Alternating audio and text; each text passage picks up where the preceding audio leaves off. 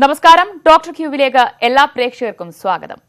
വേനൽക്കാലത്ത് വില്ലനായി എത്തുന്ന പ്രധാന രോഗങ്ങളിലൊന്നാണ് ചിക്കൻ ബോക്സ്.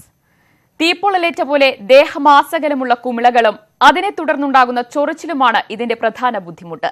ചിക്കൻ ബോക്സിന്റെ കാരണങ്ങളെയും പ്രതിവിധികളെയും കുറിച്ചാണ് ഇന്ന് ഡോക്ടർ ക്യൂവിൽ സംസാരിക്കുന്നത്.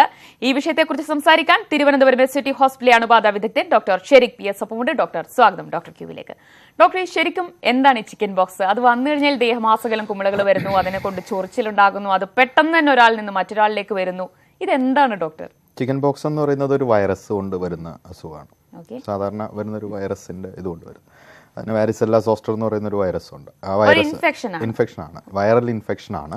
അപ്പം അത് സാധാരണ നമുക്ക് ഈ എയർ വഴി ഇത് വന്ന് വൈറസ് വന്ന് നമ്മുടെ ശരീരത്തിനകത്തോട്ട് കയറുകയും പിന്നീട് അവിടെ അത് പറ്റി വരിക വന്നിട്ട് കുറേ കഴിയുമ്പോൾ അത് ലക്ഷണങ്ങളായിട്ട് പുറത്തേക്ക് വരികയും ചെയ്യും. ഏകദേശം ഒരു 2 ആഴ്ച കാലം എടുക്കും. ഇൻക്യുബേഷൻ പീരീഡ് എന്ന് പറയും. സാധാരണ 2 ആഴ്ചയുണ്ട്. അപ്പോൾ ഈ 2 ആഴ്ച കഴിയുമ്പോഴേക്കും ശരീരത്തിൽ വേദനയും കുമിളകളും ഇതായിട്ടങ്ങ് പൊട്ടി പുറപ്പെട്ടു വരും. ഇതിങ്ങനെ മേലെ മുഴുവൻ ഈ വെള്ളത്തുള്ളി പോലെ ഇങ്ങനെ വരും. അതാണ് അതിന് പ്രത്യേകിച്ച് അറിയുക. നമ്മൾ സാധാരണ ചെവിയുടെ പുറകിലാണ് അത് ആദ്യം കാണാം. അപ്പോൾ ആദ്യത്തെ ദിവസം അത് പനി, ശരീരം വേദന അങ്ങനെ ആയിട്ട് വെക്കും. അപ്പോൾ സാധാരണ പനി പോലെ ഇരിക്കും. പക്ഷെ പിറ്റേ ദിവസം ഒരു ദിവസമൊക്കെ കഴിയുമ്പോൾ ചെവിയുടെ പുറകിൽ ചെറിയ കുമിളകൾ പോലെ വന്നിട്ട് പെട്ടെന്ന് അത് ശരീരം മുഴുവൻ വ്യാപിച്ചു വരും. അതാണ് അതിൻ്റെ അസുഖം. അപ്പോൾ അതിന് സാധാരണ രീതിയിൽ അത് കംപ്ലീറ്റ് ഹീൽ ചെയ്ത് വരാനായിട്ട് ഒരു 2 ആഴ്ച വരയ്ക്കും നമ്മൾ പൂർണ്ണമായിട്ട് റെസ്റ്റ് എടുക്കേണ്ടി വരും. അപ്പോൾ നമ്മൾ കൂടുതലായിട്ട് ചിക്കൻ ബോക്സ് കൊണ്ട് നമുക്ക് ഉണ്ടാവുന്ന പ്രശ്നം എന്ന് പറഞ്ഞത് നമ്മുടെ വർക്കിംഗ് ഡേയ്സ് നഷ്ടപ്പെടും. 2 ആഴ്ച ഒരു സ്ഥലത്ത് അനങ്ങാൻ പറ്റില്ല നമുക്ക്. അപ്പോൾ നമ്മളവിടെ ലോക്ക്ഡ് ഇൻ ആയി പോകും. അതുപോലെ ഇതിൻ്റെ വേറൊരു ട്രബിൾ, ഇതിനും അതിൻ്റെ മാരകമായ പ്രത്യാഘാതങ്ങളൊക്കെ വളരെ അപൂർവമായിട്ട് സംഭവിക്കാറുള്ളൂ. അല്ല, അതല്ല അതിൻ്റെ പ്രശ്നം. അതിൻ്റെ പ്രശ്നം 2 ആണ്. ഒന്ന്, ആ പെർസൻ്റെ ഇത്രയും സമയം 2 ആഴ്ചയോളം മിനിമം അയാളുടെ സമയം അങ്ങ് പോകും. അയാൾക്ക് ഒന്നും ചെയ്യാൻ പറ്റില്ല. റൂമിന് പുറത്തേക്ക് കിടക്കാൻ പറ്റില്ല, വേറെ ഒന്നിനും പറ്റില്ല. അപ്പം അതാണ് അതിന്റെ ഏറ്റവും വലിയ ട്രബിൾ. അല്ലാണ്ട് ശാരീരികമായിട്ടൊന്നും കാര്യമായ വലിയ പ്രശ്നങ്ങളൊന്നും സാധാരണ ചിക്കൻ ബോക്സിന് ഉണ്ടാവുന്നില്ല. പക്ഷെ അതിൽ ഏറ്റവും വലിയ പ്രശ്നം അതിന്റെ ഇൻഫെക്ടിവിറ്റി റേറ്റ് ആണ്. ഒരാളിൽ നിന്ന് മറ്റൊരാൾക്ക് പടരാനുള്ള സാധ്യത വളരെ കൂടുതലാണ്. അതുപോലെയാണ് മീസിൽസ്. ഒരു കോൾ ഉണ്ട്. ഹലോ ഡോക്ടറോട് ചോദിച്ചോളൂ.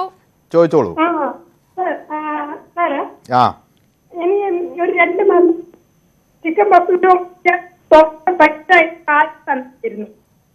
കേട്ടില്ല. കാലില് ചിക്കൻ ബോക്സ് പോലെ 2 എണ്ണം വന്നായിരുന്നു. അത് മാറി. അപ്പൊ ഇത് വീണ്ടും എനിക്ക് ഇപ്പൊ വീണ്ടും കയ്യിൽ വന്നിരിക്കുക. പൊള്ളിയ പോലെ വരുന്നു അല്ലേ? പൊള്ളിയ പോലെ വരുന്നു.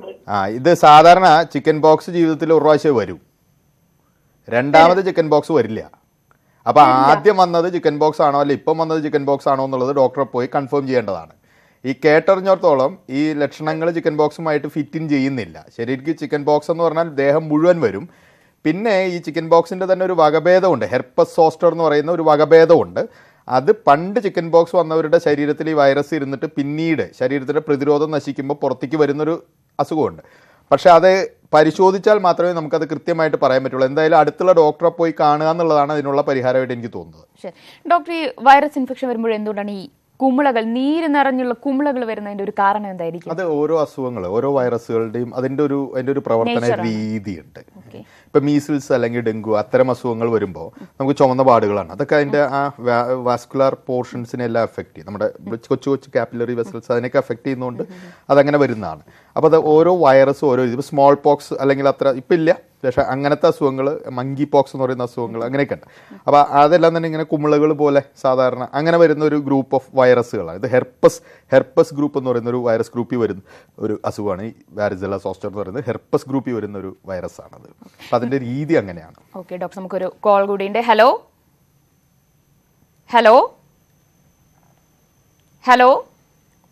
ശരി, കോള് കട്ടായിരുന്നു. ഡോക്ടർ, ഈ ദേഹമാസകലം കുമിളകൾ വന്നു കഴിയുമ്പോൾ ഒരു കുമിളയിൽ നിന്നുള്ള ഈ നീര് മറ്റൊരു സ്ഥലത്ത് പോയി അങ്ങനെയാണോ അത് ഒരാളിലേക്ക് വരുന്നത്? അങ്ങനെയല്ല. ഇത് തീർത്തും നമ്മുടെ ശരീരത്തിൽ രക്തത്തിലൂടെയൊക്കെ വന്ന് എല്ലാ സ്ഥലത്തോട്ടും പടർന്ന് എത്തിയതിന് ശേഷം അത് അവിടെ മാനിഫെസ്റ്റ് ആവുന്നതാണ്. അല്ലാണ്ട് ഇത് ഇവിടെ നിന്ന് പോയി വേറൊരു സ്ഥലത്ത് പോയി അങ്ങനെയല്ല വരുന്നത്. ഇത് ശരീരം ഒട്ടകലം തന്നെയാണ് വരിക. കൂടുതലായിട്ട് ട്രങ്കിലാണ് വരിക. കൈകളിൽ കുറവായിരിക്കും സാധാരണ. ഈ ട്രങ്ക് പോർഷൻ, നെഞ്ച് ഭാഗത്ത് അവിടെയാണ് അത് കൂടുതലായിട്ട് വരിക. 24 മണിക്കൂർ അല്ലെങ്കിൽ 48 മണിക്കൂർ കൊണ്ട് ഇത് കംപ്ലീറ്റ് ഉയർന്നു കഴിഞ്ഞിട്ടുണ്ടാവും. 2 ദിവസം കൊണ്ട് 2 ദിവസം കൊണ്ട് കംപ്ലീറ്റ് ഉയർന്നു കഴിയും. പിന്നെ അത് ഹീൽ ചെയ്യാനുള്ള ഒരു സമയം എന്നേ ഉള്ളൂ. അല്ല, അപ്പൊ ഒരാളിൽ നിന്ന് വേറൊരാളിലേക്ക് എങ്ങനെയാണ് അത് പടരുന്നത്? അത് 2 തരത്തിലാണ് പടരുന്നത്. അത് കൂടുതലായിട്ട് പകരുന്നത്, അതിന് അസുഖങ്ങൾ പകരുന്ന രീതി അറിയണം. ഒന്ന് നമ്മൾ ഭക്ഷണത്തിന്റെ ഇതിലൂടെ വരുന്നതുണ്ട്, അല്ലെങ്കിൽ നമ്മളുടെ സ്രവങ്ങളിലൂടെ. ഇപ്പൊ H1N1 പോലത്തെ അസുഖങ്ങളൊക്കെ നമ്മുടെ ചുമയ്ക്കുമ്പോഴൊക്കെ വരുന്ന ഈ ഡ്രോപ്ലെറ്റ്സിലൂടെ വരും. ഇതങ്ങനെയല്ല, ഇതിന് ഡേഞ്ചറസ് ആണ്. ഇത് കുറച്ചും കൂടി ഡേഞ്ചറസ്. അത് എയർബോൺ ആണ് ഈ വൈറസ്. എയർബോൺ എന്ന് പറഞ്ഞാൽ ഇത് നമ്മുടെ ഇങ്ങനെ ചെറിയ ചെറിയ വൈറസ് നമ്മൾ ശ്വസിക്കുമ്പോഴും അല്ലെങ്കിൽ സംസാരിക്കുമ്പോഴും നമ്മുടെ മേത്തു നിന്നും ഇങ്ങനെ വൈറസ് വരുന്നത് അത് എയറിലൂടെ ഇങ്ങനെ സഞ്ചരിച്ച് അടുത്ത ആളുടെ മൂക്കിൽ കൂടെ അകത്ത് കയറും നമ്മൾ ശ്വസിക്കുമ്പോൾ. അപ്പോൾ അതുകൊണ്ട് തന്നെ ചിക്കൻ പോക്സ് ആശുപത്രിക്കകത്ത് അഡ്മിറ്റ് ചെയ്യുക എന്നുള്ളത് വലിയ ചലഞ്ചാണ്. ആശുപത്രി പോലത്തെ സ്ഥലങ്ങളിൽ നമുക്ക് ചിക്കൻ പോക്സ് പേഷ്യൻറ്റിനെ അഡ്മിറ്റ് ചെയ്താൽ ഭയങ്കര ചലഞ്ചാണ്. അതിന് പ്രത്യേകം എഞ്ചിനീയർഡ് ആയിട്ടുള്ള സെപ്പറേറ്റ് റൂംസ് ഒക്കെ ഉണ്ട്. നെഗറ്റീവ് പ്രഷർ റൂമുകൾ, അങ്ങനെ നെഗറ്റീവ് പ്രഷറുള്ള റൂമുകളൊക്കെ ഉണ്ടെങ്കിൽ മാത്രമേ നമുക്ക് പേഷ്യൻറ്റിനെ ശരിക്കും അഡ്മിറ്റ് ചെയ്യാൻ പറ്റുള്ളൂ. ഇത്തരം പേഷ്യൻസിനെ അറിയാതെ പോലും ജനറൽ വാർഡിലിട്ട് അഡ്മിറ്റ് ചെയ്യാൻ പാടില്ല. അപ്പോൾ ആ ആശുപത്രിക്കകത്ത് ഇത് ഭയങ്കര ചലഞ്ചാണ്. പലപ്പോഴും പനിയായിട്ട് വരുന്ന പേഷ്യൻ്റ് നമ്മൾ ജനറൽ വാർഡിലിടും. പിറ്റേ ദിവസമാണ് നമ്മൾ അറിയുന്നത് ചിക്കൻ പോക്സ് ആണ്. ആ സമയത്തിനുള്ളിൽ ഇത് അടുത്ത് നിൽക്കുന്നവർക്കൊക്കെ കിട്ടിയിട്ടുണ്ടാവും. അപ്പൊ ഇത്തരം പേഷ്യൻസിനെ നമ്മൾ ആദ്യം ഡോക്ടർ പറഞ്ഞില്ല, ഈ പനിയായിട്ടാണ് വരുന്നത്. ആ സമയത്ത് തന്നെ ഒരാളിൽ നിന്ന് മറ്റൊരാളിലേക്ക് പകരാൻ പറ്റും. ആ പനി തുടങ്ങുന്ന സമയം മുതൽ അതിന്റെ ട്രാൻസ്മിസിബിലിറ്റി ഉണ്ട്. ഞാൻ പറഞ്ഞില്ല, അത് കുമിളിയുമായിട്ട് ബന്ധമില്ല. അതിന്റെ ട്രാൻസ്മിഷൻ എന്ന് പറഞ്ഞാൽ പ്യൂർലി എയർ. അല്ല, ഞാൻ ചോദിക്കാൻ കാരണം നമ്മുടെ നാട്ടിലൊക്കെ പറയുന്നത് ഈ 2 ആഴ്ച കഴിഞ്ഞ് കുളി കഴിഞ്ഞാലാണ് ഇത് ഒരാളിൽ നിന്ന് മറ്റൊരാളിലേക്ക് വരും. അങ്ങനെ പല തെറ്റിദ്ധാരണകളും. അതായത് ഈ അസുഖം പൂർണ്ണമായിട്ടും ഇതിന്റെ ഇൻഫെക്ടിവിറ്റി പീരീഡ് പോകുന്നത് നമ്മുടെ ശരീരത്തിൽ ഇത് കുറച്ച് കഴിഞ്ഞ് കരിഞ്ഞ് അതൊരു കറുത്ത കളറിലുള്ള ഒരു സ്കാബ് പോലെ ആവും. അതും കൂടെ വീണ് പോകുന്ന വരയ്ക്കും ഇതിനകത്ത് ഇൻഫെക്ടിവിറ്റി പീരീഡ് ഉണ്ട്. അപ്പോൾ അത് സാധാരണ 2 ആഴ്ചയെങ്കിൽ ഓൺ ആൻ ആവറേജ് ഉണ്ടാവും. അതിന്റെ ഇൻഫെക്ടിവിറ്റി പീരീഡ് എന്ന് പറയുന്നത് ഏകദേശം 2 ആഴ്ച വരയ്ക്കും അതിന് വേറൊരാൾക്ക് വരാം. അത് തന്നെ ആദ്യത്തെ സമയത്ത് അതിന്റെ ട്രാൻസ്മിസിബിലിറ്റി ഭയങ്കര ഹൈ ആണ്. നമ്മൾ വളരെയധികം സൂക്ഷിക്കണം. ആ സമയത്ത് ഇത് ഏർലി ഐഡന്റിഫൈ ചെയ്യുക എന്നുള്ളതാണ്. അപ്പം അങ്ങനെ എന്തെങ്കിലും ഒരു ലക്ഷണം കണ്ടാൽ നേരെ ഡോക്ടറെ പോയി കാണിച്ച് അത് നമ്മൾ ആ ആളെ പ്രത്യേക കണ്ടുപിടിച്ച ആളെ പ്രത്യേകം തന്നെ നമ്മൾ വേറെ സെപ്പറേറ്റ് റൂമിലേക്ക് മാറ്റുക ഇമീഡിയറ്റ് ആയിട്ട്. ബാക്കിയുള്ളവർക്ക് വേണ്ട പ്രതിരോധ കുത്തിവയ്പ്പുകളും മറ്റു കാര്യങ്ങളും പെട്ടെന്ന് ചെയ്യുക. ഓക്കെ ഡോക്ടർ, ഒരു കോൾ ഉണ്ടെന്ന് തോന്നുന്നു. ഹലോ ഡോക്ടറോട് ചോദിച്ചോളൂ. ഡോക്ടർ, വരാതിരിക്കാനുള്ള മുൻകരുതൽ എന്തൊക്കെയാണെന്നറിയാനാണ്. ഈ ചിക്കൻ പോക്സ് വരാതിരിക്കാനായിട്ട് ഒന്ന് നമുക്ക് എല്ലാവർക്കും ഈ കുത്തിവെപ്പിന്റെ ഒരു വാക്സിൻ നമുക്ക് അവൈലബിൾ ആണ്. ഇതിന് വാക്സിൻ ഫെയർലി നല്ല ഇതുണ്ട്. എന്ന് വെച്ചാൽ 100% പ്രൊട്ടക്ഷൻ ഇല്ല വാക്സിന്. എന്നാലും 90% മേലെ ആൾക്കാർക്ക് കുറേ കാലത്തേക്കെങ്കിലും അതിന്റെ പ്രൊട്ടക്ഷൻ കിട്ടും. രണ്ട് ഡോസ് ആയിട്ടാണ് എടുക്കുക. ഒന്ന് എടുത്തിട്ട് പിന്നെ ഏകദേശം 4 ആഴ്ച 1 മാസം കഴിഞ്ഞിട്ടാണ് പിന്നെ അടുത്ത ഡോസ് എടുക്കുക. അപ്പോൾ അത് കഴിയുന്നതോടുകൂടി നമ്മുടെ ശരീരത്തിന്റെ പ്രതിരോധം വരും. അങ്ങനെ വന്നിട്ടുള്ളവർക്ക് ഈ അസുഖം പിന്നീട് വരുന്നില്ല. ആ വാക്സിൻ എടുത്തവർക്ക് വരുന്നില്ല. അതേപോലെ ചിക്കൻ പോക്സ് ഒരു പ്രാവശ്യം ജീവിതത്തിൽ വന്നിട്ടുള്ളവർക്ക് പിന്നീട് ജീവിതത്തിൽ വരാനുള്ള ചാൻസസ് വളരെ കുറവാണ്. കാരണം ശരീരത്തിന്റെ പ്രതിരോധം മെയിൻറ്റെയിൻഡ് ആയിരിക്കും. ശരീരത്തിന് പ്രതിരോധം ഉണ്ട്. IgG എന്ന് പറയുന്ന ഒരു ആന്റിബോഡി ഉണ്ട്. അപ്പോൾ ശരീരത്തിന് പ്രതിരോധം ഭയങ്കര ഹൈ ആയിരിക്കും. അപ്പോൾ അവർക്ക് അസുഖം വരില്ല. അതായത് ഡോക്ടർ, ഇപ്പോൾ ഒരു പ്രാവശ്യം ചിക്കൻ ബോക്സ് വന്നു, അതിനുശേഷം അതിനെതിരെ തന്നെ ആന്റിബോഡി നമ്മുടെ ശരീരത്തിലുണ്ടാവും. ശരീരത്തിൽ ഉൽപ്പാദിക്കുകയും ചെയ്യും, ശരീരത്തിൽ പെർസിസ്റ്റ് ചെയ്യുകയും ചെയ്യും. പക്ഷെ എന്നിട്ടും ഒരു പ്രാവശ്യം വന്നാൽ വീണ്ടും വരുന്നവരുണ്ടല്ലോ. അത് വളരെ റെയർ ആയിട്ട് വളരെ അപൂർവം പേരിലേ വരുള്ളൂ. അതിനകത്ത് മിക്കവാറും സംഭവിക്കുക ചിക്കൻ ബോക്സ് എന്നുള്ളത് ഒരു ക്ലിനിക്കൽ ഡയഗ്നോസ് ആണ്. ചുമ്മാ കണ്ടു പറയുന്നതാണ്. അപ്പോൾ ഇതിൽ ഏതെങ്കിലും ഒന്ന് ശരിയോ ഒന്ന് തെറ്റായിരിക്കും. ചെറിയ 1-2 കുമിളുകളൊക്കെ വരുമ്പോഴേക്കും ചിക്കൻ ബോക്സ് ഒന്ന് തെറ്റിദ്ധരിക്കാം. അതാവണമെന്നില്ല. വേറെ പല അസുഖങ്ങളിലും അതുപോലെ നമുക്ക് വരാം. ഇപ്പോൾ ഹെർപ്പസ് സിംപ്ലെക്സ് എന്ന് പറയുന്ന അസുഖങ്ങൾ അതൊക്കെ വരുമ്പോൾ നമുക്ക് ഇങ്ങനെ ചെറിയ കുമിളുകൾ പോലെ അല്ലെങ്കിൽ അങ്ങനെ കാണാം. അപ്പോൾ അത് ഏതെങ്കിലും മിസ് ഐഡന്റിഫൈ ചെയ്യുന്നതായിരിക്കും. പക്ഷെ ഇതുപോലെയുള്ള ലക്ഷണങ്ങളുണ്ട്. അത് ചിക്കൻ ബോക്സ് ആണ് എന്ന് നമുക്ക് എങ്ങനെയാണ് അതിനൊരു ഡോക്ടറെ കാണുക തന്നെ വേണം. അത് കണ്ട് തന്നെ ഡിറ്റക്ട് ചെയ്യുന്നത്. കാര്യം അതിന് കുറച്ച് ബ്ലഡ് ടെസ്റ്റും കാര്യങ്ങളൊക്കെ ചെയ്യാന്നുണ്ടെങ്കിലും പ്രത്യേകിച്ച് കാര്യമൊന്നുമില്ല. അത് കണ്ടാൽ ഒരു ഡോക്ടർക്ക് ഈ ചിക്കൻ ബോക്സ് കണ്ടാൽ അപ്പം തന്നെ തിരിച്ചറിയാൻ പറ്റും. ആ കുമിള കാണുമ്പോൾ ആ കുമിള കണ്ടാൽ തന്നെ നമുക്ക് തിരിച്ചറിയാൻ സാധിക്കും. അതിനൊരു ഡോക്ടർക്ക് പെട്ടെന്ന് കണ്ടുപിടിക്കാം. പ്രത്യേകിച്ച് വേറെ ടെസ്റ്റുകളുടെ ഒന്നും ആവശ്യമില്ല. ഡോക്ടർ, ഒരു കോൾ കൂടി. ഹലോ ഡോക്ടറോട് ചോദിച്ചോളൂ.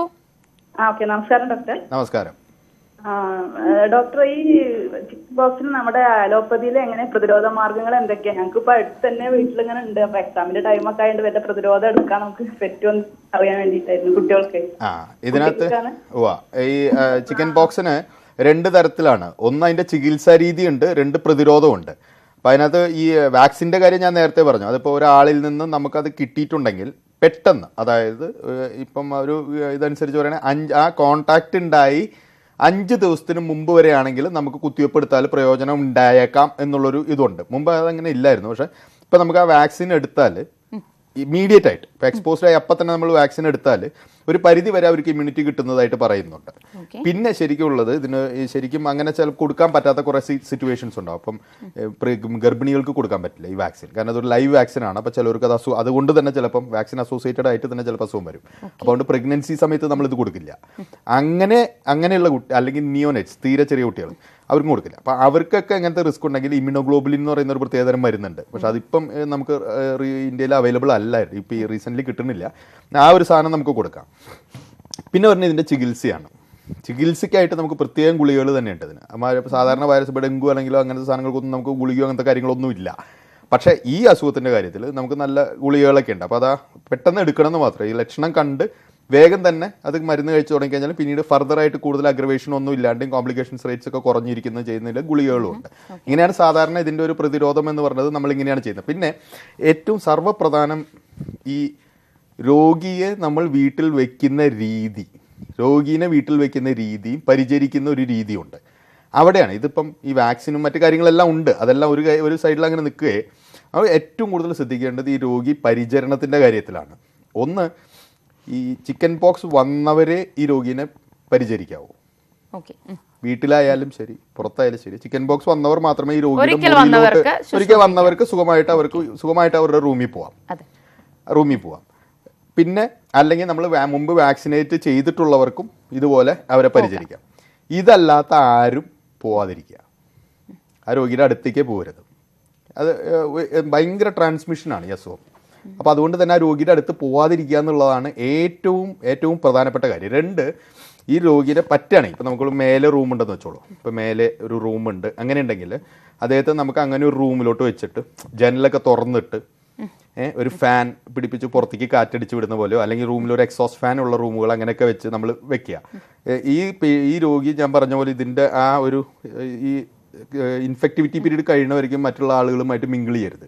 അതുപോലെ നമ്മുടെ ഒരു ശീലമാണല്ലോ, ഒരു അസുഖം വന്നു കഴിഞ്ഞാൽ എല്ലാവരും കാണാൻ പോകുന്ന ഒരു ശീലമൊക്കെ ഉണ്ട്. ഈ രോഗം വന്ന് ആരും പോവില്ല, ആരും പോവില്ല, പോവാതിരിക്കുക. അത് ഈ രോഗത്തിൽ നിന്നല്ല, ഏതൊരു രോഗത്തിന്റെ കാര്യത്തിലാണെങ്കിലും ഇത്തരം വൈറൽ അണുബാധകളും ആ സാധനങ്ങളെല്ലാം ഉള്ള രോഗികളെ നമ്മൾ പോയി കാണുന്നതിൽ അത് കൂടുതൽ അപകടമാണ് ഉണ്ടാക്കുക. തീർച്ചയായും. അപ്പം പരമാവധി രോഗി സന്ദർശനം ഒഴിവാക്കുക. അതുപോലെ ഏറ്റവും പ്രത്യേകം ശ്രദ്ധിക്കേണ്ടത് ഗർഭിണികളും കൊച്ചുകുട്ടികൾ, തീരെ കുട്ടികളായിട്ടുള്ളവർ തീർത്തും അങ്ങോട്ട് പോകരുത്. കാരണം ഗർഭിണികൾക്ക് ഈ അസുഖം വന്നു കഴിഞ്ഞാൽ അതിൻ്റെ കോംപ്ലിക്കേഷൻസും കൂടുതലാണ്. അപ്പോൾ കുഞ്ഞുങ്ങൾക്ക് വരെ പിന്നീട് ജന്മവൈകല്യങ്ങളും അങ്ങനെ എല്ലാം ഉണ്ടാക്കാനുള്ള സാധ്യതയുണ്ട്. അപ്പോൾ അതുകൊണ്ട് തീർച്ചയായിട്ടും നമ്മൾ ഏറ്റവും അധികം മരുന്ന് കാര്യങ്ങളെല്ലാം ഡോക്ടർമാർ ചെയ്തോളൂ, അത് നോക്കേണ്ട, അത് വേറൊരു സൈഡ്. പക്ഷേ അറിയേണ്ട കാര്യം ഇതെങ്ങനെ ട്രാൻസ്മിഷൻ ആവുന്നു എന്നുള്ളതാണ്. രണ്ട് രീതിയിലാവുന്നുണ്ട്. ഒന്ന് കോൺടാക്റ്റിലൂടെ നമ്മൾ അതിൽ പോയി തൊട്ടാൽ തീർച്ചയായിട്ടും നമ്മുടെ മേത്ത് വൈറസ് ആവും. ഇപ്പോൾ കോൺടാക്റ്റിൻ്റെ ഒരു പ്രശ്നമുണ്ട്. അതിനേക്കാളേറെ നമ്മൾ ആ രോഗിയുടെ അടുത്ത് പോയി നിന്ന് അദ്ദേഹം ശ്വസിക്കുക, അദ്ദേഹത്തിൻ്റെ നിൽക്കണ ആ മുറിക്കകത്ത് പോയി നിന്ന് കഴിഞ്ഞാൽ നമ്മൾ ആ വൈറസ് ആ മുറിക്കകത്ത് എല്ലാം ഉണ്ടാവും. മറ്റുള്ളതുപോലെയല്ല. H1N1 ട്രാൻസ്മിഷൻ റേറ്റ് ഉണ്ട് ഈ മീസിൽസിനും എല്ലാത്തിലും ഉണ്ടാവും. അപ്പോൾ ആശുപത്രിയിലാണെങ്കിൽ നമ്മൾ എന്ത് ചെയ്യുന്ന വെച്ചാൽ പ്രത്യേക മാസ്കുകളുണ്ട്, N95 റെസ്പിറേറ്റേഴ്സ് എന്ന് പറയുന്ന സാധനമുണ്ട്. അതുപോലെ തന്നെ ഞാൻ പറഞ്ഞില്ല, ഒരു നെഗറ്റീവ് പ്രഷർ റൂമുകൾ പ്രത്യേകിച്ച്. അപ്പം എയർ ഇങ്ങനെ സക്ക് ചെയ്തിട്ട് അതിനകത്ത് എപ്പോഴും ഒരു നെഗറ്റീവ് പ്രഷർ ആയിരിക്കും ആ റൂമിനകത്ത്. അപ്പം ഈ വാതിൽ തുറന്നാലൊന്നും ഇത് എപ്പോഴും ഇങ്ങനെ പുറത്തേക്ക് പോവില്ല, ഇനി അകത്തുള്ളത് തന്നെ അതിങ്ങനെ വലിച്ചെടുത്തുകൊണ്ടിരിക്കും. അപ്പം അതുകൊണ്ട് തന്നെ അത് കുറേ കൂടെ സേഫാണ് അങ്ങനത്തെ ഇത്. അതല്ലാതെ ഈ ആശുപത്രിക്കകത്താണ് ഇത് പലപ്പോഴും സംഭവിക്കാറുള്ളത്. പലപ്പോഴും പല ആശുപത്രികളിലും നമ്മളിത് ഡിറ്റക്ട് ചെയ്യാൻ വൈകിട്ട് പലപ്പോഴും നമുക്ക് ചില യൂണിറ്റ്സ് ക്ലോസ് ചെയ്യേണ്ടി വരും. അത് ആശുപത്രിക്കകത്ത് ഭയങ്കര ചലഞ്ചാണ്. ചിലപ്പോൾ ചില യൂണിറ്റുകൾ അങ്ങനെ തന്നെ എല്ലാവർക്കും ഒരേ സമയം വരുന്നളയും. അപ്പം ആശുപത്രിക്കകത്ത് അങ്ങനെ കുറച്ച് ഇഷ്യൂസും ഉണ്ട്. ഒരു ഔട്ട് ബ്രേക്ക് എന്ന് പറയുന്നത്, ഔട്ട് ബ്രേക്ക് വന്നു കഴിഞ്ഞാലത്തെ പ്രശ്നം വെച്ചാൽ ആ പേഷ്യൻ്റ് ഇപ്പം ഏതെങ്കിലും ഒരു യൂണിറ്റിലോ ഒരു കാത്ത് ലാബിലോ അല്ലെങ്കിൽ ഒരു ICUലോ ഒക്കെ വന്നു കഴിഞ്ഞാൽ അവിടെയുള്ള എല്ലാവർക്കും ഒറ്റയടിക്ക് ചിക്കൻ ബോക്സ് വരും. അപ്പോൾ അതോടുകൂടി ആ യൂണിറ്റ് ഷട്ട് ഡൗൺ ആവും. ഇപ്പോൾ 2 ആഴ്ചത്തേക്ക് പ്രവർത്തനരഹിതമാവും. അവിടെ ആളുണ്ടാവില്ല, കോമ്പീറ്റൻ്റ് ആൾക്കാരെ നമുക്ക് അവിടെ പ്ലേസ് ചെയ്യാൻ പറ്റില്ല. അതുകൊണ്ട് ഇത് ഞങ്ങളെ സംബന്ധിച്ചിടത്തോളം നമ്മൾ ഈ ഇൻഫെക്ഷൻ കൺട്രോളിൻ്റെ പോയിന്റ് ഓഫ് വ്യൂവിൽ പലപ്പോഴും ചിക്കൻ ബോക്സ് ഭയങ്കര ട്രബിളാണ്. ഐഡന്റിഫിക്കേഷൻ അതുപോലെ ഹോസ്പിറ്റൽസിനകത്ത് ഭയങ്കര ട്രബിളാണ്. ഇപ്പോൾ പേഷ്യൻസ് വന്നിരിക്കും പനി ജലദോഷം എന്നൊക്കെ പറഞ്ഞ് ഈ OP ക്രൗഡിനകത്ത് തന്നെ വന്നിരിക്കും. ഈ OPയിൽ ഇരിക്കുന്ന പേഷ്യൻസിന്റെ കൂട്ടത്തിൽ തന്നെ വന്നിരിക്കും. അവരിങ്ങനെ ഒരു 30 നമ്പറൊക്കെ കിട്ടി ഡോക്ടറെ കണ്ടുവരുമ്പോഴേക്കും കുറെ സമയം 4 മണിക്കൂർ കഴിയില്ലേ, ആ സാധനത്തിലുള്ള അവിടെ മുഴുവൻ വന്നിട്ടുണ്ടാവും. ശരി ഡോക്ടർ, നമുക്കൊരു കോൾ ഉണ്ട്. ഹലോ ഡോക്ടറോട് ചോദിച്ചോളൂ. ഡോക്ടർ, പിന്നെ ഈ ചിക്കൻ ബോക്സ് എന്തായിരുന്നു? ഈ ചിക്കൻ ബോക്സ് പറഞ്ഞോളൂ. അതിപ്പോ 2 ആഴ്ച കഴിഞ്ഞ് കുളിച്ചൊക്കെ കഴിഞ്ഞതാണ്. നെത്തുന്നൊക്കെ ഫുള്ളായിട്ട് പോയി. അതിന്റെ കല പോവാന് പ്രത്യേകിച്ച് മരുന്ന് എന്തെങ്കിലും ഉണ്ടോ? പലരുടെയും സംശയമാണ്. ഇത് തന്നെ കുറെ കഴിയുമ്പോഴേ തന്നെ ശരിയായി വരികയാണ് ചെയ്യുക. അതിനായിട്ട് പ്രത്യേകിച്ച് മരുന്നൊന്നും അപ്ലൈ ചെയ്യേണ്ട ഒരു കാര്യമില്ല. അത് ഈ സ്കിന്നിന്റെ പുറത്ത് ഇതങ്ങ് പോയി കഴിയുമ്പോൾ സ്കാബ് കറുത്ത ഒരു സ്കാബ് പോലെ വരും. അതങ്ങ് വീണ് പോയി കഴിഞ്ഞാൽ കുറേ നാൾ കഴിയുമ്പോൾ നമ്മുടെ ഇത് സ്കിൻ ഇങ്ങനെ റീജനറേറ്റ് ചെയ്തുകൊണ്ടേയിരിക്കും. അത് കുറച്ച് കഴിയുമ്പോൾ തന്നെ പോകും. അതിനുവേണ്ടി പ്രത്യേകിച്ച് മരുന്നൊന്നും കഴിക്കേണ്ട ഒരു കാര്യമില്ല. ഡോക്ടർ, ഈ ചിക്കൻ ബോക്സിന്റെ കുമിളകൾ ശരീരത്തിൽ എവിടെ വേണമെങ്കിലും വരും, അതായത് ശരീരത്തിനകത്തും വരുമോ ഡോക്ടർ? വായിക്കകത്ത് കുറച്ചും കൂടെ ചിലവർക്ക് വളരെ അപൂർവം കുറച്ച് വായിക്കകത്ത് കാണാറുണ്ട്. അതുപോലെ മറ്റേ ജെനിറ്റൽ യൂറിനറി ഭാഗത്തും വളരെ അപൂർവമായിട്ട് വരുള്ളൂ. ഈ സാധാരണ രീതിയിൽ ശരീരത്തിന്റെ പ്രതിരോധമുള്ളവരെ സംബന്ധിച്ചിടത്തോളം, നോർമൽ ഒരു പേഴ്സണെ സംബന്ധിച്ചിടത്തോളം ഇത് അത്ര വലിയ പ്രോബ്ലം ഒന്നും ഉണ്ടാകുന്നില്ല. അത്ര കാര്യമായ പ്രത്യാഘാതങ്ങളോ അല്ലെങ്കിൽ വലിയ അങ്ങനത്തെ കാര്യങ്ങൾ മാത്രമേ ഉള്ളൂ. അതല്ലാണ്ട് ഇതുകൊണ്ട് ഒരു മരണം ഉണ്ടാവും അങ്ങനത്തെ കാര്യം വളരെ അപൂർവമായിട്ട് സംഭവിച്ചുകൂടായില്ല. ഒരു ക്രിട്ടിക്കൽ സിറ്റുവേഷനിലേക്ക് എപ്പോഴാണ് ഡോക്ടർ പോവുക ഈ ചിക്കൻ ബോക്സ്? അത് ചില ഇപ്പം ഉദാഹരണം പറഞ്ഞാൽ ഈ ശരീരത്തിന്റെ പ്രതിരോധം കുറഞ്ഞിരിക്കുന്ന ആൾക്കാരുണ്ടാവും. ഒരു ഉദാഹരണം പറഞ്ഞാൽ HIV പേഷ്യൻസ്, അല്ലെങ്കിൽ ട്രാൻസ്പ്ലാന്റ് ചെയ്തിട്ട് അതിന് മരുന്ന് കഴിക്കുന്നവർ. അപ്പോൾ അവർക്കൊക്കെ സംബന്ധിച്ചിടത്തോളം, അല്ലെങ്കിൽ ഈ ക്യാൻസർ കീമോതെറാപ്പി പേഷ്യൻസ്, അപ്പോൾ അവരെ സംബന്ധിച്ചിടത്തോളം അവരുടെ ശരീരത്തിന്റെ പ്രതിരോധം വളരെ കുറഞ്ഞിരിക്കും. അത്തരം സാഹചര്യങ്ങളിൽ ഒരു ചിക്കൻ ബോക്സ് വന്നു കഴിഞ്ഞാൽ അതിനിപ്പം അത് തന്നെ വേണമെന്നില്ല. ഏത് ചെറിയ ഇൻഫെക്ഷൻ വന്നാൽ പോലും അത് അതിൻ്റെ മാരകമായ രീതിയിൽ അത് എല്ലാ ഭാഗത്തും ബാധിക്കും. ഒരു ഉദാഹരണത്തിന് അത് ലിവറിനെ ബാധിക്കാം, ലങ്സിനെ ബാധിക്കാം, കിഡ്നീനെ ബാധിക്കാം, അതുപോലെ ബ്രെയിനിനെ ബാധിക്കാം. അതിന് ബ്രെയിനിൻ്റെ ചില ഭാഗങ്ങൾ സെർബിലത്തിന് പ്രത്യേകിച്ച് അത് ബാധിച്ചിട്ടുണ്ട്. മരണം വരയ്ക്ക് ഉണ്ടാവാം ചില സമയത്ത്. അങ്ങനെയൊക്കെ ഉണ്ടാവാം. പക്ഷെ അത് വളരെ അപൂർവമാണ്. ഈ ഒരു അസുഖത്തിൻ്റെ കാര്യത്തിൽ അങ്ങനത്തെ ഒരു ഭയം എന്തായാലും ഇല്ല. അതെ, നോർമൽ പേഴ്സൺസിനെ സംബന്ധിച്ചിടത്തോളം ഇത് അത്ര വലിയ മാരകമായ പ്രശ്നങ്ങൾ സാധാരണ രീതിയിൽ പോകാറില്ല. അങ്ങനെ വളരെ അപൂർവമായിട്ടേ ഉള്ളൂ അങ്ങനെ വരുന്നത്. ഡോക്ടർ, ചിക്കൻ ബോക്സ് വന്നാൽ അതിന് വിധിപ്രകാരമുള്ള ചികിത്സ തേടണം എന്നുള്ളത് നിർബന്ധമാണ്. കാരണം നാട്ടിൻപുറങ്ങളിൽ ചിലർ വെറും റെസ്റ്റ് എടുക്കുക, വേപ്പിനില വെച്ച് കിടക്കുക, അതിൽ കിടക്കുക, അങ്ങനെയുള്ള ചില തരത്തിലുള്ള ചികിത്സകളാണ് തുടർന്ന് വരാറുള്ളത്. ഇതിന് ചികിത്സാ രീതികൾ അതിൻ്റെതായ രീതിയിൽ ചെയ്യേണ്ടതിന്റെ ഇമ്പോർട്ടൻസ് എത്രത്തോളം ഉണ്ട്? ഇതിനകത്ത് ഒരു കാര്യമുള്ളത്, ചിക്കൻ ബോക്സ് എന്ന് പറയുന്നത് സെൽഫ് ലിമിറ്റിംഗ് ഡിസീസാണ്. സെൽഫ് ലിമിറ്റിംഗ് ആയിട്ടുള്ള ഒരു ഡിസീസാണ്. ഞാൻ നേരത്തെ പറഞ്ഞ പോലെ മാരകമായ വലിയ പ്രത്യാഘാതങ്ങൾ ഉണ്ടാക്കുകയെ അങ്ങനെയൊന്നും അധികം വരുന്നില്ല. മാക്സിമം പോയി കുറേ കുമിളകൾ വരും എന്നല്ലാണ്ട് ഞാൻ പറഞ്ഞ പോലെ 15 ദിവസം ഇതിലൊന്നും ഒരു വ്യത്യാസവും ഇല്ല. പിന്നെ ഗുളിക കഴിച്ചാലത്തെ ഒരു വ്യത്യാസം എന്ന് പറഞ്ഞത് എന്താണെന്ന് വെച്ചാൽ, ഒന്ന് ഈ നമ്മുടെ ശരീരത്തിൽ വരുന്ന ഇത് നേരത്തെ കഴിക്കണം.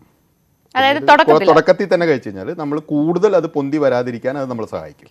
ആ ഒരു രീതിയിൽ മാത്രമേ അതിനകത്ത് കാര്യമായ ഒരു റോളുള്ളൂ. ഇപ്പം ചില പ്രത്യേക സാഹചര്യങ്ങളിൽ ഗുളികയ്ക്ക് അലർജി ഉള്ളവരൊക്കെ നമ്മൾ പറയും കഴിക്കണ്ട, സാരില്ല, ആ ഗുളിക കഴിക്കണം അങ്ങനെ നിർബന്ധമൊന്നുമില്ല. മറ്റുള്ള പോലെ അല്ല. അത് അതാ ഞാൻ പറഞ്ഞു, ഇതങ്ങനെ കാര്യമായ ശല്യമോ അല്ലെങ്കിൽ പ്രത്യാഘാതങ്ങളോ അങ്ങനെ വലിയ ഭയക്കേണ്ടതായിട്ടുള്ള എല്ലാവർക്കും അറിയുന്ന കാര്യം തന്നെയാണ്. മരുന്ന് കഴിച്ചാലത്തെ ഗുണം നമ്മുടെ ശരീരത്തിൽ ഈ കുമിളകളൊക്കെ പൊന്തുന്നതിന്റെ എണ്ണമൊക്കെ വല്ലാതെ ക്രമമായിട്ട് തീർച്ചയായിട്ടും അല്ല അധികം അങ്ങോട്ട് വലിയ ഒരു ഇറിറ്റേഷനും കാര്യങ്ങളെല്ലാം ഒന്ന് കുറച്ച് കിട്ടും എന്നുള്ളതല്ലാണ്ട് ഇത് കഴിച്ചുടനെ തന്നെ ഇതെല്ലാം മാഞ്ഞു പോയി അങ്ങനെ ഒന്നും ഉണ്ടാവുന്നില്ല. അപ്പൊ അതുകൊണ്ട് ഇതിന് ഗുളികയുണ്ട്, തീർച്ചയായിട്ടും ഗുളികയുണ്ട്. പക്ഷെ അതിന് അതിൻ്റെതായിട്ടുള്ള പരിമിതികളുണ്ട്. അതിലപ്പുറത്തേക്ക് ഇതൊരു സെൽഫ് ലിമിറ്റിംഗ് ആയിട്ടുള്ള ഡിസീസാണ്, തന്നെ കുറഞ്ഞു. എന്നാൽ വേറെ കുറെ ഇപ്പം ഹെർപ്പസിന്റെ ഇത് ഞാൻ ഒന്ന് പറയുന്നു കേട്ടോ. ഇതിന് വേറൊരു വകഭേദമുണ്ട്. ഹെർപ്പസ് സോസ്റ്റർ എന്ന് പറയുന്ന വേറൊരു വകഭേദമുണ്ട്. അതായത് അതെങ്ങനെയാണെന്ന് വെച്ചാൽ, ഈ ചിക്കൻ പോക്സ് വന്നു കഴിഞ്ഞിട്ട് കുറേ കാലം കഴിഞ്ഞ് വർഷങ്ങൾക്കപ്പുറം വന്നു പോയിട്ട് ചെറുപ്പത്തിൽ വന്നു പോയിട്ട് കുറേ കാലങ്ങൾക്കപ്പുറം ശരീരത്തിന്റെ പ്രതിരോധമൊക്കെ കുറഞ്ഞു കഴിയുമ്പോൾ ഈ വൈറസ് കംപ്ലീറ്റ് പോവില്ല. അതിനൊരു പ്രത്യേകതയുണ്ട്. ഈ വൈറസ് കംപ്ലീറ്റ് പോവില്ല. വന്നു കഴിഞ്ഞാൽ ഇത് അവിടെ ഇവിടെയൊക്കെ ചെറിയ ഈ നെർവുകളിനകത്ത് നെർവ് റൂട്ടുകളിനകത്തൊക്കെ ഗാംഗ്ലിയോണിനകത്തൊക്കെ പോയിരിക്കും. ഇത് വൈറസ് ഇരിക്കും. എന്നിട്ട് അത് അവിടെ നിന്ന് അത് വീണ്ടും ആ ശരീരത്തിന്റെ പ്രതിരോധം കുറയണ സമയത്ത്, ഇപ്പം 65 വയസ്സിന് മേലെ വരിക, ഷുഗർ വരിക, അങ്ങനെയൊക്കെ വന്നു കഴിയുമ്പോൾ ഇത് അവിടെ നിന്ന് പോപ്പപ്പ് ചെയ്യും. എന്നിട്ട് ഒരു ആ ഞരമ്പിന്റെ ആ ഒരു ഡെർമറ്റോം എന്ന് പറയും, ആ ഭാഗത്തിൽ കൂടെ അവിടെ കുമിളകൾ പോലെ ഉണ്ടാക്കും. ഇതേപോലെ ചിക്കൻ ബോക്സ് പോലത്തെ കുമിളകൾ ഉണ്ടാക്കും. ഹെർപ്പസ് സോസ്റ്റർ എന്ന് പറയും അതിനെ. ഇതേ വൈറസ് തന്നെയാണ്. പണ്ട് വന്ന ചിക്കൻ ബോക്സിന്റെ വൈറസ് കൊണ്ട് തന്നെ ഉണ്ടാവുന്ന അസുഖമാണ് ഹെർപ്പസ് സോസ്റ്റർ എന്ന് പറയുന്നത്. അതിന്റെ പ്രശ്നം ഇതിനെക്കാളട്ടിയൊക്കെ, ഈ ചിക്കൻ ബോക്സ് വരുന്നതിനെക്കാളട്ടിയൊക്കെ പ്രശ്നമാണ്. അതിന് മരുന്ന് കഴിച്ചിരിക്കുക. നിർബന്ധമായിട്ട് അതിന് നമുക്ക് മരുന്ന് കഴിക്കണം. അത് അന്ന് മരുന്ന് കഴിച്ചാൽ മതി? ചിക്കൻ ബോക്സ് വന്നപ്പോൾ കഴിച്ചാൽ, അല്ലെങ്കിൽ ആ ഹെർപ്പസ് സോസ്റ്റർ വരുമ്പോഴും നമ്മൾ മരുന്ന് കഴിക്കണം. അത് നിർബന്ധമായിട്ട് മരുന്ന് കഴിക്കണം. അത് എന്തുകൊണ്ടെന്ന് വെച്ചാൽ അതുകൊണ്ടുണ്ടാവുന്ന വേദന അസഹ്യമായ വേദനയാണ്. പോസ്റ്റ് ഹെർപ്പറ്റിക് ന്യൂറാൾജിയ എന്ന് പറയുന്നത് ഏറ്റവും ഭീകരമായ വേദനകളിൽ ഒരെണ്ണമാണ്. അതിഭയങ്കരമായ വേദനയാണ്. അതിന് പ്രത്യേകിച്ച് വേറെ ഗുളികകൾ തന്നെ യൂസ് ചെയ്യേണ്ടി വരും ആ വേദന കുറയാനായിട്ട്. അപ്പം അതുകൊണ്ട് ആ ഹെർപ്പസ് സോസ്റ്റർ, അതുപോലെ വേറൊരു കാര്യമുണ്ട്. ഈ ഹെർപ്പസ് സോസ്റ്റർ എന്ന് പറയുന്ന ഒരു സാധനം എല്ലാവരും വളരെ സിമ്പിളായിട്ട് ഹെർപ്പസ് സോസ്റ്റർ എന്ന് പറയും. പക്ഷേ ഇതിനെക്കുറിച്ച് അധികം അറിയാത്തതുകൊണ്ട് ഈ ഹെർപ്പസ് സോസ്റ്ററുമ്മ പോയി തൊട്ടിട്ട് ചിക്കൻ ബോക്സ് വരാത്തവർ പോയി അതുമ്മ തൊട്ടാൽ അവർക്ക് ചിക്കൻ ബോക്സ് വരും. മനസ്സിലായോ? അതായത് ചിക്കൻ പോക്സ് അതേ വൈറസ് ആണ് ഈ ഹെർപ്പസ് സോസ്റ്റർ എന്ന് പറഞ്ഞു വരുന്നത്. ചിക്കൻ ബോക്സ് പോലെയല്ല ഹെർപ്പസ് സോസ്റ്റർ. ചിക്കൻ ബോക്സ് അങ്ങനെ വരില്ല. അത് കാരണം അവർക്ക് പണ്ട് വന്നിട്ട് വർഷങ്ങൾക്ക് ശേഷം വരുമ്പോൾ അത് ഞരമ്പിനകത്ത് നിന്ന് വരുന്നതുകൊണ്ട് ലോക്കലൈസ്ഡ് ആയിട്ടൊരു ചിക്കൻ ബോക്സ് വരുന്നതാണ്. അത് ഇത്രയും ഭാഗത്ത് മാത്രമായിട്ട് വരും. സാധാരണ ഷുഗർ ഉള്ള വയസ്സായ ആൾക്കാർക്കൊക്കെ ഇത് വരാറുണ്ട്. പലപ്പോഴും ചിക്കൻ ബോക്സ് ഔട്ട് ബ്രേക്ക് വരുന്നത് ഇങ്ങനെയാണ്. അപ്പൊ അതൊരു കുമ്പള പോലെ ഇവിടെ വരുമ്പോൾ അവരതറിയാണ്ട് പോയിട്ട് അതുമ്പോൾ പോയി തൊടും. ഈ പരിചരിക്കണവർ പോയി തൊടും. അവർക്ക് ചിക്കൻ ബോക്സ് വന്നിട്ടില്ലെങ്കിൽ ഇവർക്ക് ചിക്കൻ ബോക്സ് തുടങ്ങും. ഓക്കെ, ശരി ഡോക്ടർ, നമുക്കൊരു കോൾ ഉണ്ട്. ഹലോ ഹലോ ഹലോ, ഡോക്ടറോട് ചോദിച്ചോളൂ. സാറേ നമസ്കാരം. നമസ്കാരം, പറഞ്ഞാട്ടെ. ഇത് ബാംഗ്ലൂരിനെ വിളിച്ചത് പ്രകാശൻ കൊണ്ടാണ്. പറഞ്ഞോളൂ. അതെ, അപ്പൊ എന്റെ ഭാര്യക്കും പിന്നെ മൂത്ത മകൾക്കും ചിക്കൻ ബോക്സ് വന്നിട്ടാണ്. ഏകദേശം 1 മാസമായിട്ട് വന്നിട്ട് ആദ്യം മകൾക്ക് വന്നത്, പിന്നെ ഭാര്യക്ക് വന്നു. ഭാര്യ മകൾക്ക് വന്ന മരുന്ന് മകളുടെ ആദ്യം ഡോക്ടറെ കാണിച്ചിട്ടുണ്ടായിരുന്നു. എന്നിട്ട് സോബിറാക്സ് മരുന്ന് വന്നിട്ടായിരുന്നു. അപ്പൊ അത് കഴിച്ചിട്ട് കുറച്ച് കഴിച്ചതിന് ശേഷം ഭാര്യക്ക് വന്നിട്ടുണ്ടായിരുന്നു. ചെറുതായിട്ട് ഇങ്ങനെ കുമ്പള പോലെ കുറച്ച് വന്നു. എന്നിട്ട് ആ മരുന്നിന് ശേഷം കുറച്ച് കുറഞ്ഞിട്ടുണ്ടായിരുന്നു. ഇനിയിപ്പം രണ്ടാമത് വരും ആ മരുന്ന് കഴിച്ചുകൊണ്ട് കുറച്ചേ വന്നിട്ടുള്ളൂ, അധികമൊന്നും വന്നിട്ടില്ല. ഇല്ല, ചിക്കൻ ബോക്സ് വന്നിട്ടുണ്ടെങ്കിൽ ഒരു പ്രാവശ്യം ജീവിതത്തിൽ വരുള്ളൂ. രണ്ടാമത് ഈ ചിക്കൻ പോക്സ് എന്നുള്ള അസുഖം വരില്ല. പിന്നെ ഒരിക്കൽ വരണത് ഈ ഞാൻ നേരത്തെ പറഞ്ഞ പോലെ ഹെർപ്പസ് സോസ്റ്റർ എന്ന് പറയുന്ന ഒരു അസുഖം പിന്നീട് വരാം. അത് മാത്രമേ ഉള്ളൂ. അല്ലാണ്ട് ഒരു ചിക്കൻ ബോക്സ് വന്നിട്ട് മരുന്ന് കഴിച്ചു അല്ലെങ്കിൽ പകുതി കഴിച്ചു അല്ലെങ്കിൽ കഴിച്ചില്ല, അതുകൊണ്ട് ഇനി വീണ്ടും ഒരു ചിക്കൻ ബോക്സ് വരുമോ എന്നുള്ള ചോദ്യം അസ്ഥാനത്താണ്. അങ്ങനെ ഒരു കാര്യം ഇല്ല.